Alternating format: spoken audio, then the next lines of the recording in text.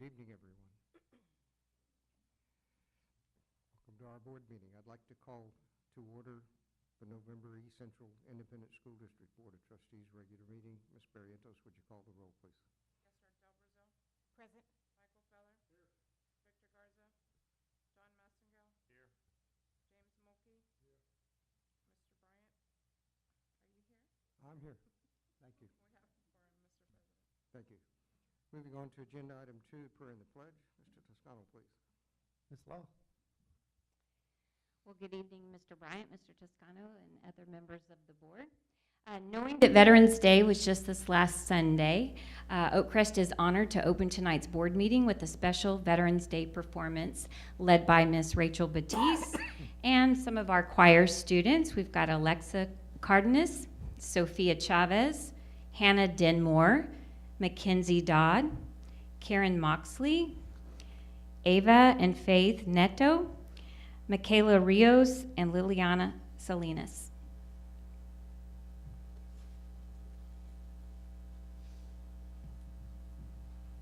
Please rise for the pledge.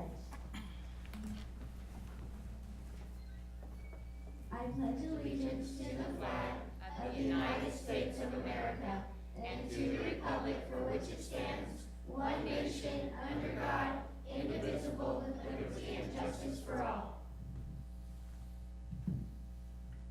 Yo prometo lealtad a la bandera de los Estados Unidos de América y a la república que representa una nación ante Dios indivisible con libertad y justicia para todos.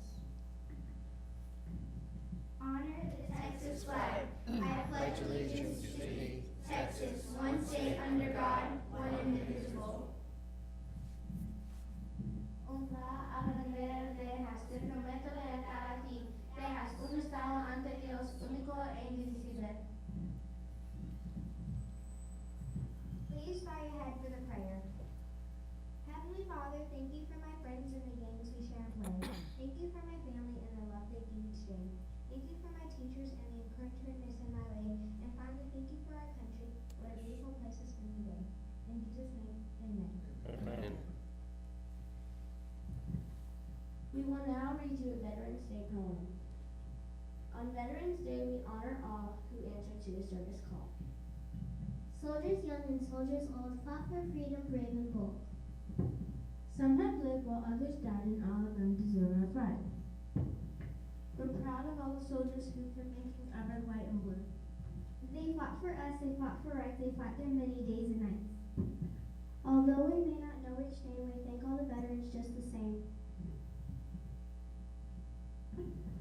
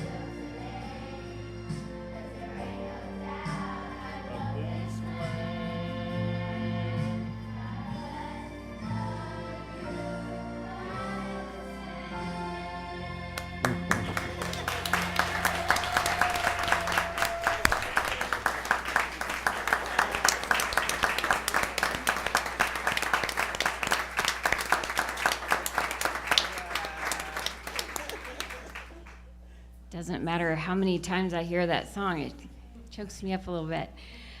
Do we have any veterans in the audience or on the school board? Anybody? Thank you for your service.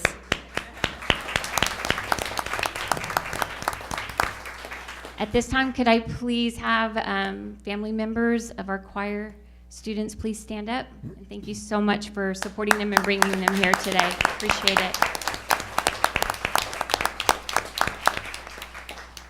Thank you, ma'am. That was wonderful. It's one of my favorite songs in the world. Nice job, ladies. Couldn't have opened our November meeting in a better fashion. I did spend about 26 years in the United States Navy, so it's awful nice to have that Veterans Day observance here at the school. So thank you again for doing a great job opening our meeting.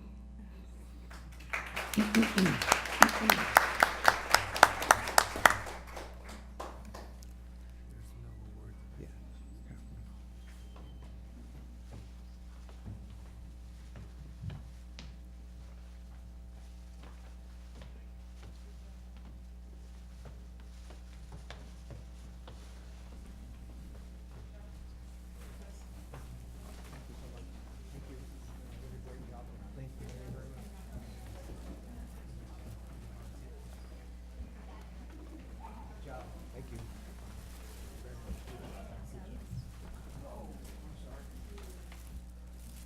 Ran over her.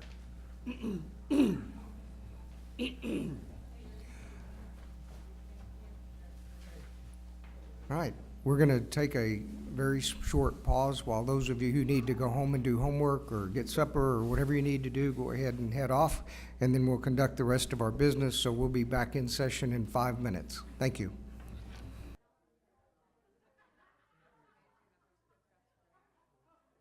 Okay, we're going to get started once again, now that we've had a chance to visit a little bit with everybody and get reacquainted, although all of y'all seem to work together all the time, so it always amazes me that you still have plenty to talk about at these events. But thank goodness for good friends and fellow workers. So thank you for being here this evening, and we're going to move forward with our agenda now. We do not have any public comments this evening. We have no awards and recognitions this evening. So we'll move into item number 5, public hearing for effectiveness of accelerated instruction for high school students.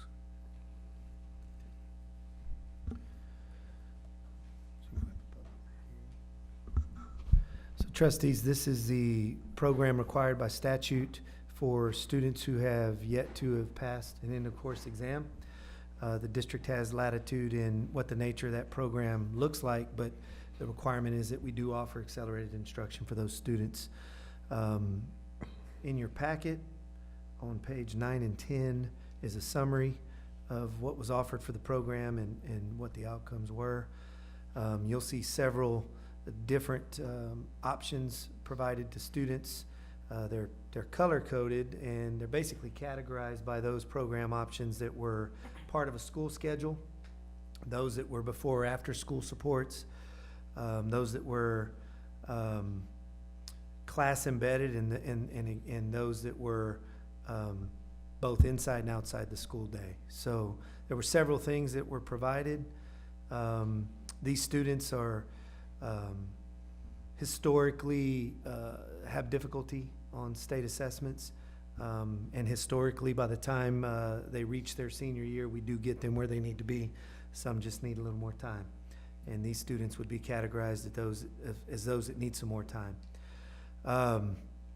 Some of the things that we did note as findings were that the before and after school options that were outside the school day, the attendance for those is traditionally not as good as those that are obviously interventions provided during the school day. We will continue to provide those options inside, or rather outside the school day, but they're not the most effective, nor are they always our priority. We also saw that students who only had one end-of-course test to make up tended to do much better than those that had more than one. Obviously, those kids that had more than one were stretched a little bit thin. English end-of-course tends to be the most challenging for students, both locally and across the state. And oddly enough, there are more students that struggle with English 1 than there are students who struggle in English 2. The high school is going to be additionally adding a couple of things this year. One is that they'll be using a new screening instrument, the MAP screening instrument, to hopefully identify the needs of students sooner and more effectively, as well as the English course.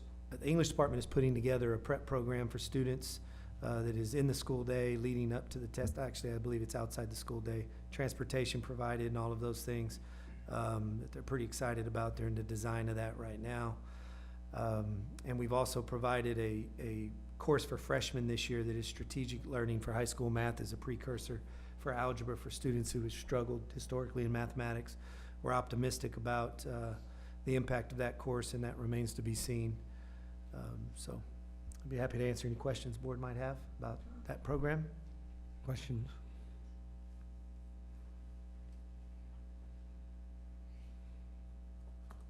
None? I think we're good with that. So, this is a public hearing for the effectiveness. If anyone wishes to speak to this agenda item, please step forward to the microphone. All right. Having no one take that offer up, we will move on to superintendent's reports. Item 6A, performance-based monitoring analysis system report. At this time, Ms. Hertz will provide an overview of this year's PBMAS report. You can follow along in your packet, starting on page 12. Good evening, Mr. Bryant, Mr. Toscano, and members of the board. This is the PBMAS report, performance-based analysis system. It is yet another accountability system that we have. It's a state accountability system, but it looks at federally funded programs. So you'll see when you look at the report, there's a section for bilingual ESL, for career and technical education. Every student succeeds, or every success, whatever it is, ESSA. That one, and special ed. So those 4 areas, since they receive federal funding, they are part of this. And so each of those have different indicators. STAR is in all of them, graduation rates, dropout rates, and then depending on the program, there are some specialized ones like TELPAS for bilingual ESL. There's some things for CTE regarding non-traditional male and female coursework. Special ed has some things, some programmatic things. ESSA includes Title I programs as well as migrant programs. But what they all have in common are STAR and graduation dropout rates. So basically what they do is they have a set percentage that they expect for the state or statewide, and then they give us an indicator for each of those, how we do in comparison to the state. 0 to 3 for all of the areas except for special ed, and they can have 4s. So each indicator gets a score, and then they do a calculation of those scores, and then they stage you. And so each area gets a staging 0 through 4. And depending on the staging that you get, that's what the requirements are that you have to do regarding data analysis, looking at the root cause, planning, that sort of thing. And some of the things you have to submit to the state and some not, depending on what your staging is. So for bilingual ESL this year, we were a stage 4. CTE was a stage 2. ESSA was a stage 1, and special ed was a stage 2. And so what that means is that we will be basically following our CDG process. You hear a lot about CCG the last couple of meetings when we talked about improvement plans for some of the campuses.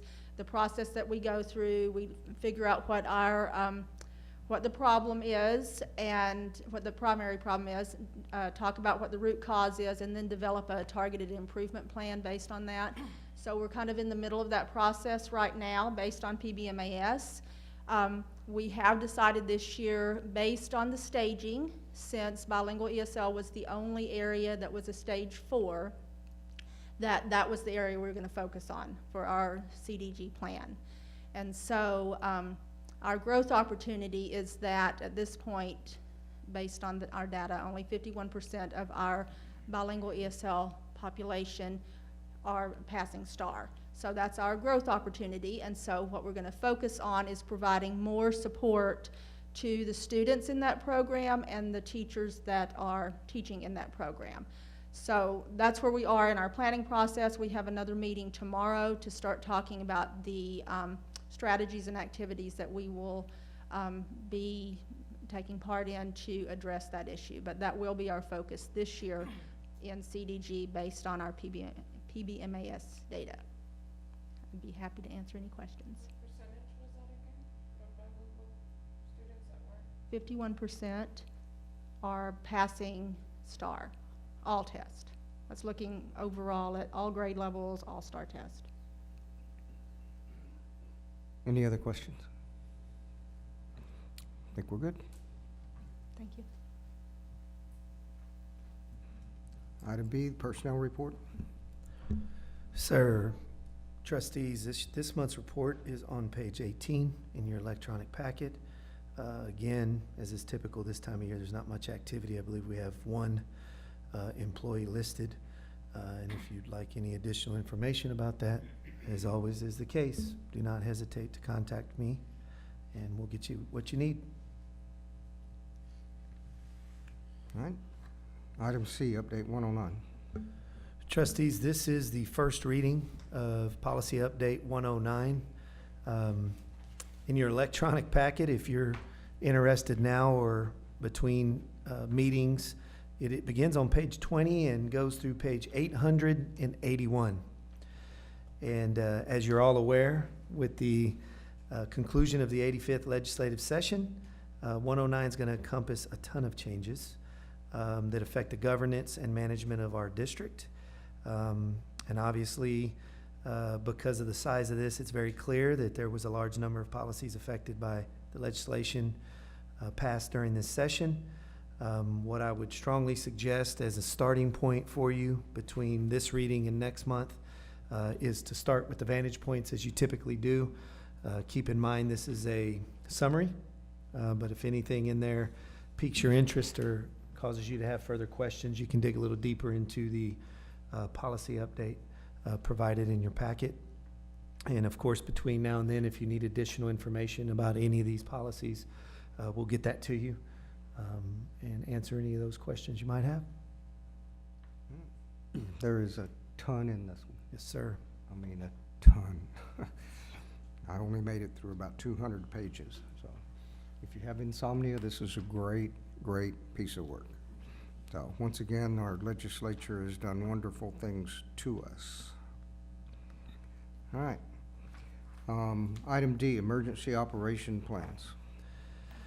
Yes, trustees, you know, in light of what's happened recently in Sutherland Springs, while we always review our emergency operations plans across the district, it's obviously caused us to take a look recently and to ensure that we're comfortable with the plans that we have in place and the roles and responsibilities, as well as the current state of all of our training with regard to emergency response protocols. What I've included in your packet are just a couple of items for your information.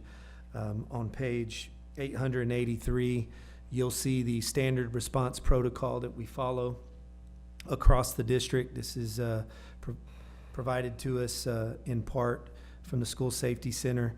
We have 4 basic categories of emergency response protocols. The traditional the traditional lockdown and the evacuation, which we're all very familiar with, but we also have a shelter protocol for inclement weather and events such as that.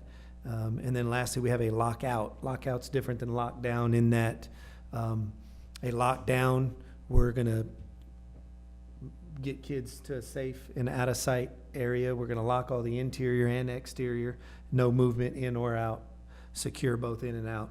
Where a lockout means that we might have a threat in the exterior of the building, we'll lock the perimeter and secure the exterior, and students and staff can continue as usual inside the building. So a little bit of differentiation between lockdown and lockout. We find that most often we conduct lockouts rather than lockdowns. In the past, anytime that there was an incident up the street at the convenience store, we shut down school. And that can be problematic with the flow of instruction, because very rarely do you have, fortunately, very rarely do you have a true lockdown situation. But we are trained and prepared. You'll also see our emergency operations roles and responsibilities.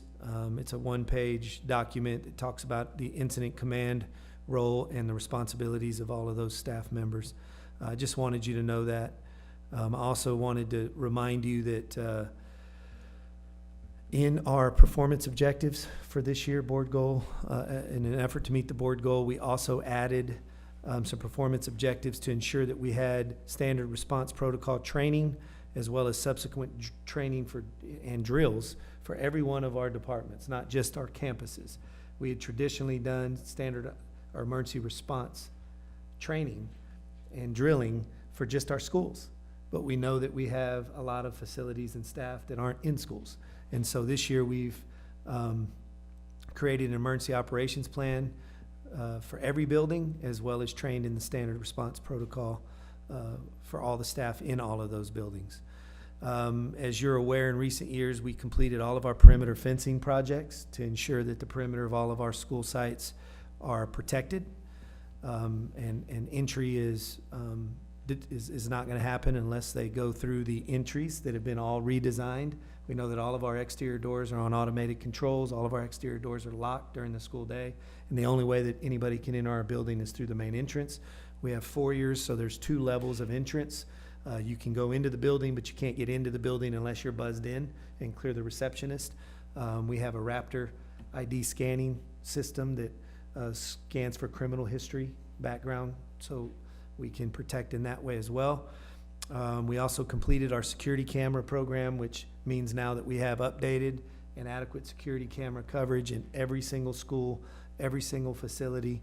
The last facility, which we've not quite added cameras to, and it's because we lease the facility, is our warehouse. But every other facility that includes central office now has security cameras. We in recent years, assigned 2 different police officers to do money runs every day to the bank. We don't want staff taking money to deposit it into the bank. We have officers do that for safety and security purposes, obviously. We have police officers assigned to Legacy and Heritage Middle School with access to patrol cars, and those patrol cars are on site.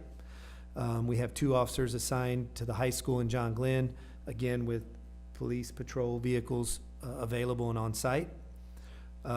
We have a North Patrol and a South Patrol officer crew, and we have Chief and Sarge that are on patrol the entirety of school business days, and of course Chief and Sarge are 24/7. You'll recall a couple of months ago, the board approved for us to submit a grant request to the governor, which was for our police officers to get upgraded body armor, which could protect our police officers from high-powered rifle shots. And all of our patrol vehicles are equipped to respond to a crisis situation. So they have the appropriate training, they have the equipment that they need, so that if any of our facilities in our district were in a crisis, they could respond appropriately.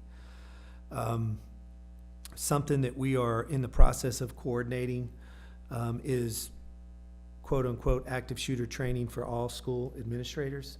What that would entail is the training group to come out to our district. We're looking at trying to coordinate something on a weekend when school is not in session, so that we can have all of our administrative staff trained on scenarios involving an active shooter kind of situation in a school building. What would they do? What do they need to be mindful of? What is their role? All in an effort to increase our ability to protect our students and our staff and ourselves, and to respond in the most effective way to a crisis.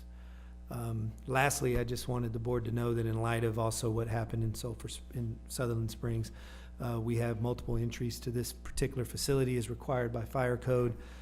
You might have seen some of our early arrivers come in the side door as opposed to being able to sneak in the back door. That's because the back door locks when it's closed. You can get out of the back door, but you can no longer come in the back door. And that's something that's being recommended in facilities that traditionally have entrance in the back with those patrons in attendance with their back to that entrance. So those, along with some other things, are things that we've been really paying attention to, and things that the board has supported for many years, to ensure that we're as safe and secure as we possibly could be. So be happy to answer any questions about any of that. Anybody have any questions? Yeah, the schools required to have, lockdown drills? Absolutely. Yes, sir. Ashley, you want to speak to that? One per semester, one in the fall semester, one in the spring semester for lockdowns. Some of them do it more often, and then fire drills, it's every single month. And so, yes, sir, we do that.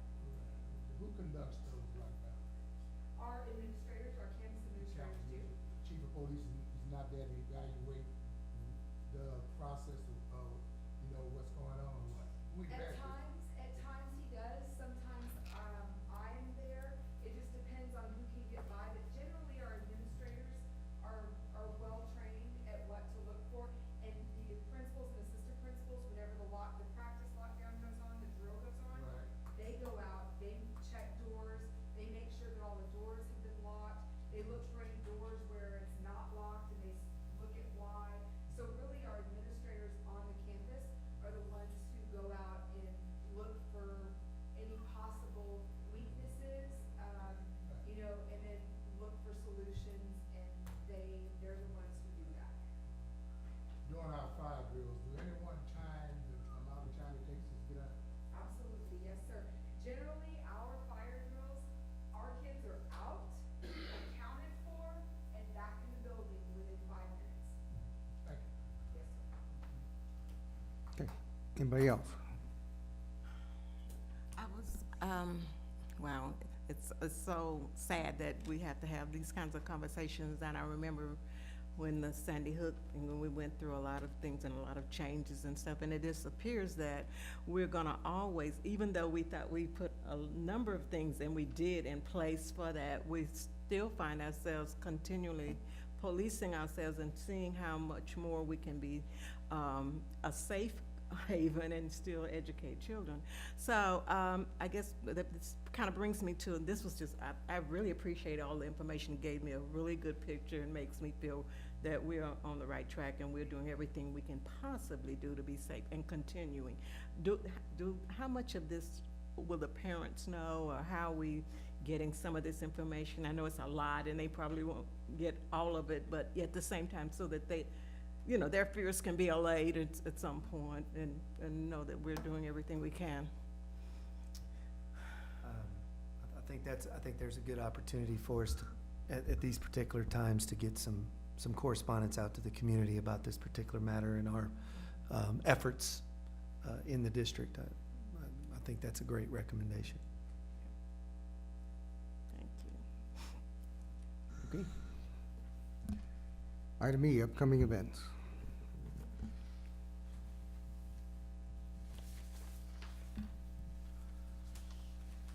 Couple of items in your calendar and your miscellaneous packet. Just wanted to remind the board that on the 28th, we've got a special board meeting here in the boardroom. Margaret, is it here in the boardroom, right? We're going to start at 5:30, as we traditionally do special meetings. Dinner will be provided. You also know that next week the district will be closed. Well, staff and students will be out. Auxiliary staff will be open for business through Wednesday of next week.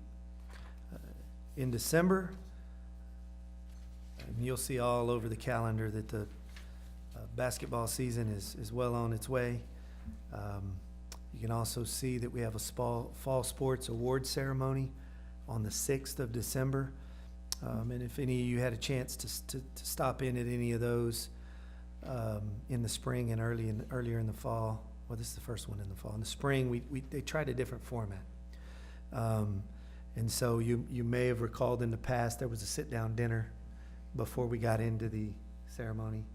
Out of as a result of feedback that we had gotten from the boosters and from parents in recent years, they determined that there would be no meal and that it would get right into focusing on the students and the programs. So if you do have a chance to go to the fall sports banquet, you'll find that it's going to start at 5 and it's going to move along pretty quickly, and it's really going to focus on the students and each coach and coaches in their individual program. On the 14th, as well as the 19th, couple of community favorites that we see during the holiday season. The 14th is a choir Christmas spectacular at the high school. It's usually a really fantastic event, as well as the Winter Pan Concert, which is, both of those are in the high school cafeteria. Both of them start at 7 o'clock. Of course, we'll have difficulty on the 19th making it because we have our next regularly scheduled board meeting. But I just wanted you to be aware of that. And then, of course, from the 25th through the 8th of January, the district will be closed for the Christmas break.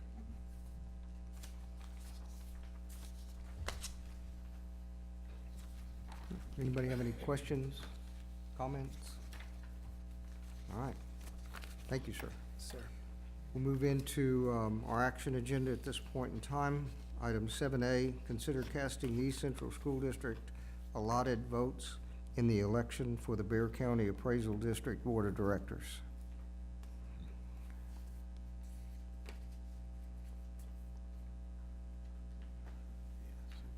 So, we have a total of 74 votes that we may cast over the ballot that's in your board packet.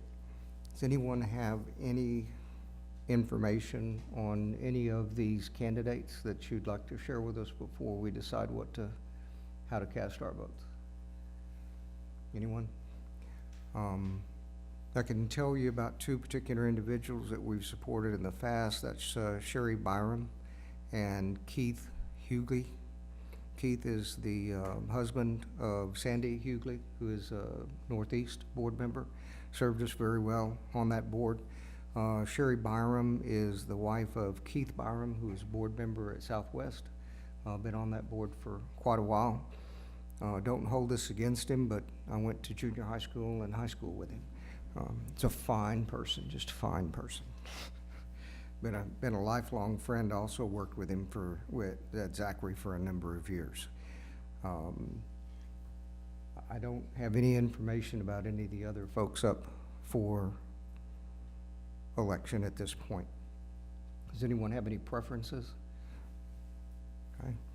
Then I would move that the East Central Independent School District cast 37 ballots for Sherry Byram and 37 ballots for Keith Hughley. Have a motion for the board. Chair will entertain a second. We have a second by Ms. Barrientos. All in favor? Aye. All opposed? Motion carries. Thank you very much. Item B, 2016-2017 District Audit.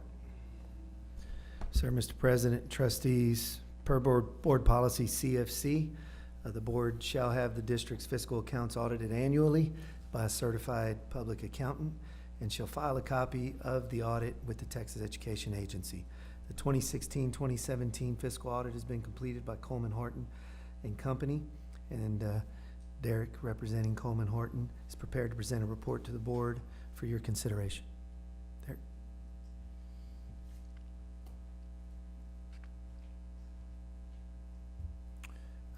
The entire report is in your packet, beginning on page 891 and carries through page 987. We'll take it page by page, right, Derek? Yes, sir. That's what I love about this board. They want to get the whole nuts and bolts of the whole thing. So no, I'll try to keep it short. Once again, my name's Derek Walker, and I'm with Coleman Horton Company. We're an accounting auditing firm out of Uvalde, Texas, and I'm here to present your audit for the year ending August 31st, 2017. As mentioned, Texas Education Code requires an annual audit be performed, and then that audit be submitted within 150 days after the district's fiscal year end. So by approving the audit tonight, you're complying with both of those requirements. Just first off, before I really get into anything, just want to thank the board, administration, for all their help. We enjoy working for this district. Your staff and administration is very professional, very efficient, getting us information, almost too efficient. I don't know if they're trying to get rid of us quicker than anything. Something happened this year. We showed up and we were looking out in the parking lot. There's a bunch of construction material. I said, okay, maybe some repairs and renovation.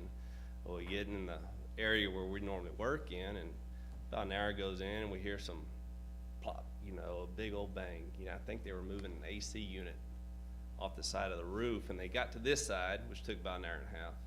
And I think they decided to throw it off the other side. So anyway, we got the hint, Judy. Briefly, so if you'll turn to page 895, we have 3 opinion letters in this audit. The first starts on 895. Briefly, this states that we audited the district's financial statements for the year ending August 31st, 2017. We did so in accordance with accounting and auditing standards generally accepted in the United States of America. It goes on to state that the financial statements are the responsibility of the district. Our responsibility is to provide an opinion on those financial statements. And so if you'll turn to page 897, I believe, this is our actual opinion on the financial statement. Briefly, it just states that we believe that the financial statements present fairly in all material respects the financial position of the district as of August 31st, 2017. Also known as a clean or unqualified opinion. It's the highest level of assurance an auditor can give on a set of financial statements. So congratulations to the district in that regard. We also do have 2 other reports in the back. No need to turn to them. They deal whenever a school district receives federal funds, they're required to have an audit on their internal controls, compliance, and other matters. And as disclosed in that report, there was no findings that were required to be presented, also a clean or unqualified opinion. And then there's another report, so there's 3 reports. So anytime a governmental entity receives over $750,000 in federal funds, it's required to have a single audit on its major programs. Also disclosed in that report that there wasn't any findings that are required to be presented to the board tonight. So also clean, unqualified opinion. I just want to go over a couple numbers real quick.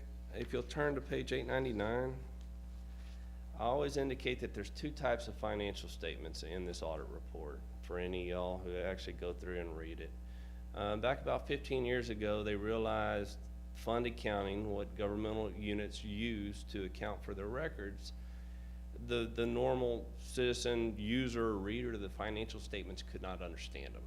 And so there's 2 different sites, 2 different types of financial statements. The first I'm going to go over is as if a private sector company presented a set of financial statements like an AT&T, Dell stock, something like that. So on page 901, I always just like to explain that because I spit out 2 different types of numbers and one number is different than the other. On page 901 in your board packet, this kind of gives a comparison of your revenues and expenses during the year.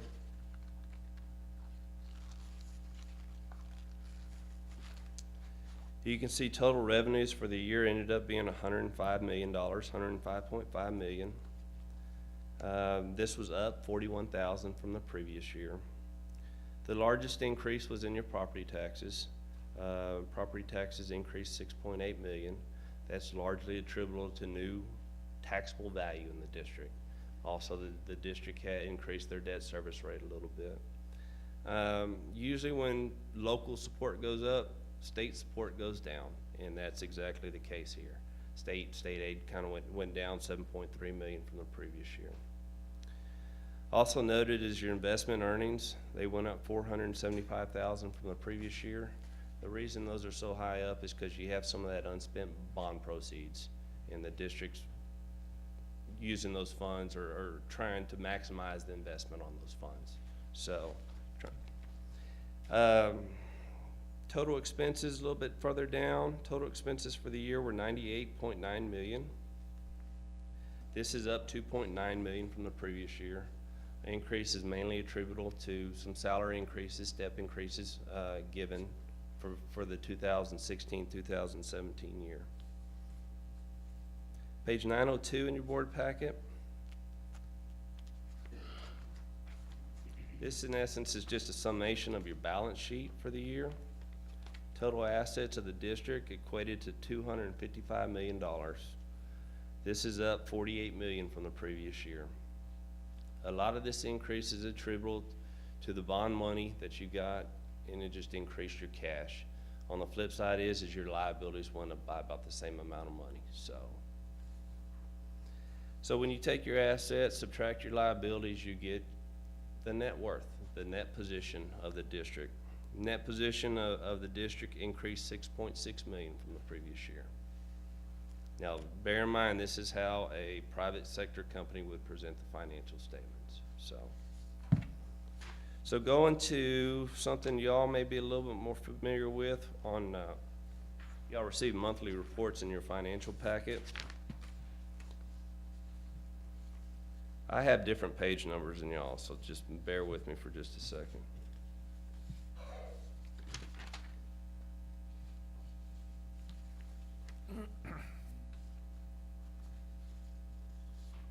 Well, maybe not.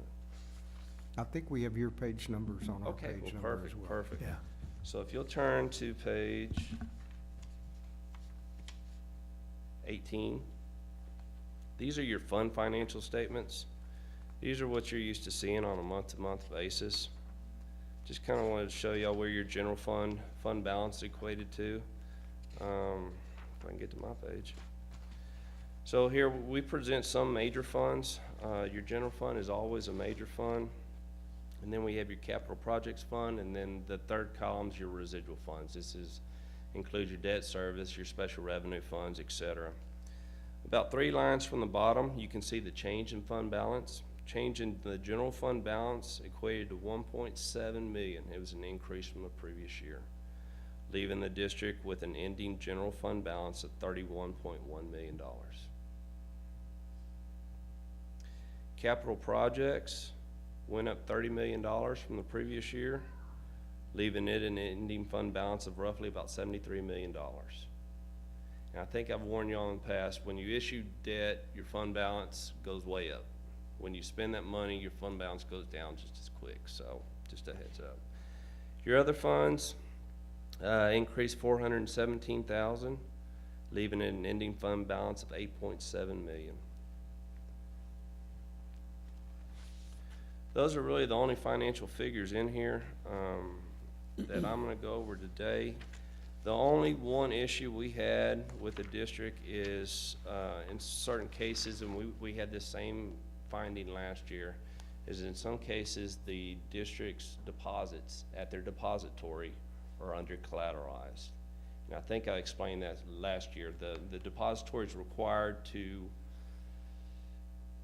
hold a certain amount of securities to cover the district's deposits. And even though this problem, it was a pretty consistent problem last year, and we only noted it a couple times, but we're required to report that to you. So in essence, if the bank goes under that day that you're under collateralized, that amount of money is subject to risk, which is very unlikely, but it's an issue that we're required to report to you. But overall, great audit. Your staff is very professional. We appreciate the opportunity to work with them.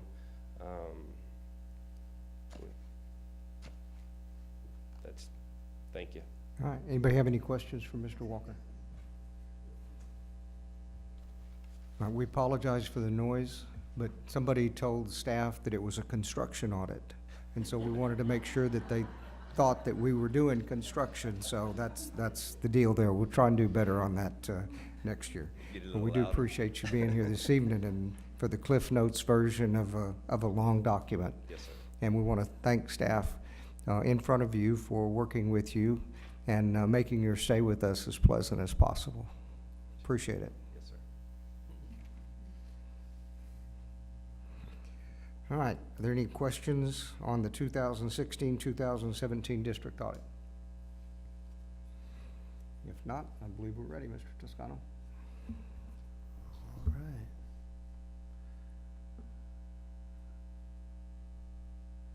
Get back to it here.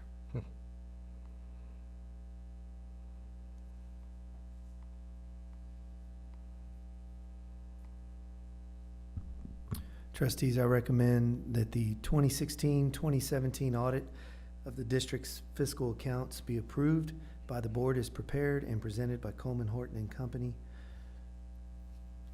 Thank you, sir. We have a recommendation from the superintendent to accept the 2016-2017 district audit as presented. Chair will entertain a motion. So moved. We have a motion by Mr. Feller. Is there a second? Second. We have a second by Ms. Brazil. Any questions, any comments? If not, all in favor? Aye. All opposed? Motion carries. Thank you. Item C, construction project delivery contract award method for improvements to FM 1346 and FM 1518 as part of construction of Tradition Elementary School. Trustees, as you're aware, as a result of the construction of Tradition Elementary School, the district will need to make some improvements to both 1346 as well as 1518.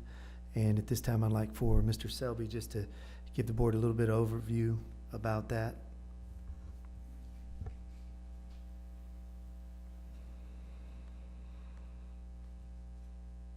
Mr. Toscano, board members, I know it's hard to follow a stimulating presentation on the audit, but I'll do my best.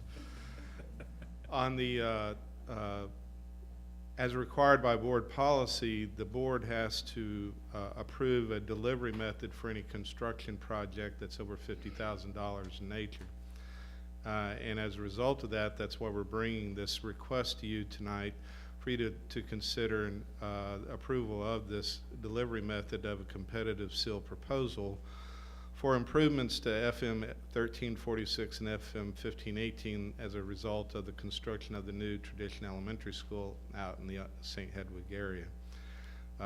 The improvements will be necessary because of the increased traffic, and as a result, because we're the ones causing some of that increase, or a good part of that increased traffic, TxDOT requires us to do that. And so we will go through a separate competitive seal proposal process, submit those to the marketplace somewhere in the January-February timeframe, and bring that back to you either in February or March for your consideration and action.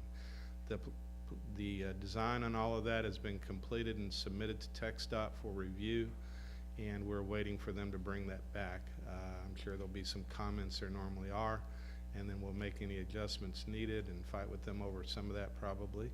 And then once we all agree on what needs to go out to the market, we'll do that as soon as we can. If we can bring it to you sooner, we will. I'll be glad to go over the details of that if you'd like. I can give you some, or at least give you a general idea of what kind of improvements are being proposed. So what we're looking at out on FM 1518, if you're coming from 1604 direction from the north-south, as you approach the entrance to the school site that's off of 1518, there will be a deceleration lane that'll run probably about 250 to 300 feet before that entrance. Once you get past that, coming north on 1518 from the intersection of 1346 and 1518, there will be a left turn lane that'll go probably about 700 feet or more. The intersection will have a small improvement to the striping to be an official right turn lane coming from 1346 turning right going north on 1518. People are already doing it, there's just no striping for it. From on FM 1346 going from that intersection to the west, there will be about a 300-foot deceleration lane where you will be able to turn into the main entrance to Tradition Elementary School. And then coming from the west to the east on that same road, there will be a left turn lane there that will run also probably in excess of 700 feet. And by doing that, it allows for more fluid flow of traffic in and out of those both of those entrances. Not only is this designed to take care of the traffic flow that'll be created by Tradition Elementary School, but based on the future needs of the future middle school, there is also trying to be addressed at the same time. So we're doing a little bit more than we have to right now, but I think it'll be much more cost-effective for the district in the long run. Is there existing traffic light there already? No, sir, there's no light.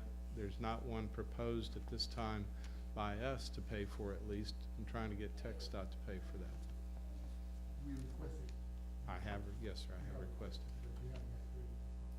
Oh, no. Not yet. That's part of what we'll probably fight over for a while. Well, yeah, I think, okay. So is this the norm that school districts normally pay for, Unfortunately, yes.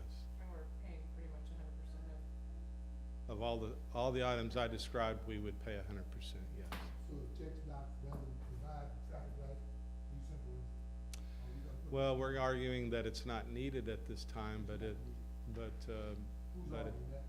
we are, unless they want to pay for it. But if it's deemed that it has to be done, we'll fight over it, but, you know, quite honestly, if we have to pay for it, we'll have to pay for it. It's part of the traffic impact study. They didn't note that it was Traffic, required. yeah, The light, just actually, the yes. items that you The mentioned. traffic impact study we had performed didn't require a number of these things if we're only looking at the elementary school.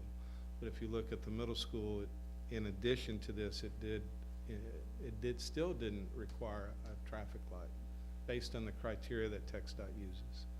Now, based on the criteria that people in St. Hedwig use, probably would be a little different, I would suspect. Yeah, so what I would anticipate happening, James, is that after we get an operation of the school, they'll start counting cars, and at that point, the traffic count will justify a traffic light, and hopefully at that point in time, TxDOT will pay that $1 million bill instead of us. Yeah. Shouldn't that be with the traffic study, though? I mean, if you're doing a traffic study, aren't you gonna consider the number of cars? You would Makes think no so, sense to do okay, it but, backwards. well, remember, this is the state of Texas that also has the STAR test, so, That's right. You're absolutely correct. yeah. All right. Any other questions? Okay. Thank you, Mr. Selby. Trustees, I recommend board approval of the construction project delivery contract award method utilizing competitive sealed proposals in securing a contract for improvements to FM 1346 and FM 1518 as part of construction of Tradition Elementary School as presented. Thank you, sir. We have a recommendation from the superintendent to accept the construction project delivery contract award method. Chair will entertain a motion. So moved. I have a motion by Mr. Feller. Is there a second? We have a second by Ms. Barrientos. Any other questions, comments? All in favor? Aye. Aye. All opposed? Motion carries. Does any board member wish to have an item pulled from the consent agenda? If not, the chair will entertain a motion to approve the consent agenda as presented. So moved. I have a motion by Mr. Feller. Is there a second? Second. We have a second by Ms. Brazil. The consent agenda is approved via unanimous consent. Before we go into our executive session, Mr. Toscano, do you have anything else for us this evening? No, sir. Okay. We are going to go into executive session. I'm going to read that wonderful little document here in just a second. But before we do that, I'd like to wish each of you a pleasant Thanksgiving holiday. Hug your kids, hug your family, and eat too much turkey.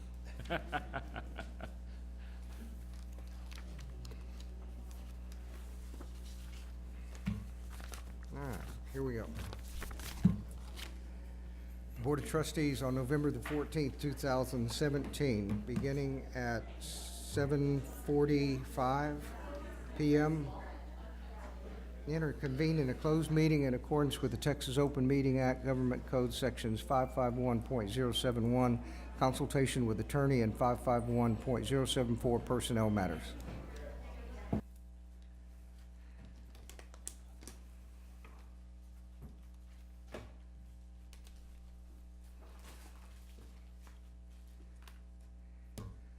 All All right, the board ended its closed meeting at 7:50 PM. On November the 14th, 2017, no action was taken in the closed meeting.